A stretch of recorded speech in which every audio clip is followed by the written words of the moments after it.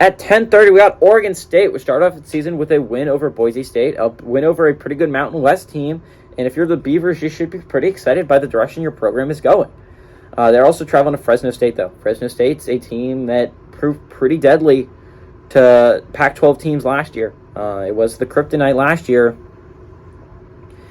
to UCLA. UCLA lost to this team. I forgot, USC or Oregon almost lost to this football team as well. Fresno State's a tough team to beat, especially on the road. Fresno State gets this one at home. This is a pick'em game on CBS Sports Network, and gosh darn do I wish I had CBS Sports Network, honestly. For this game alone. This game should be phenomenal. The Beavers have really improved, and the Beavers look like they could be the second or third best team in the North. The North isn't that tough, honestly. It's not like it's the South, and you're saying you're the second or third best team in like Utah and UCLA and USC. It's not the best. The North is not the best this year. Outside of Oregon, it really doesn't look like that hard to be that good in the North. But Oregon State did look good against Boise State week 1. Chance Nolan, the quarterback for Oregon State, he went 14-23 last week, threw for 251 yards, 2 touchdowns, 2 interceptions. And if you want to beat a team like Fresno State, you're going to have to cut down on those mistakes. Jack Coletto had 3 carries for 44 yards and a touchdown last week. And Luke Musgrave had 6 catches for 89 yards and a touchdown.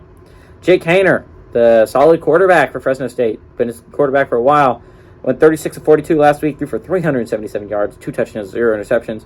Jordan Mims on the ground had 15 carries for 73 yards and 2 touchdowns. And Nico Remigio had 9 catches for 100 yards. Oregon State leads the series 8-5 all time. The last game did go to Florida State in 2003.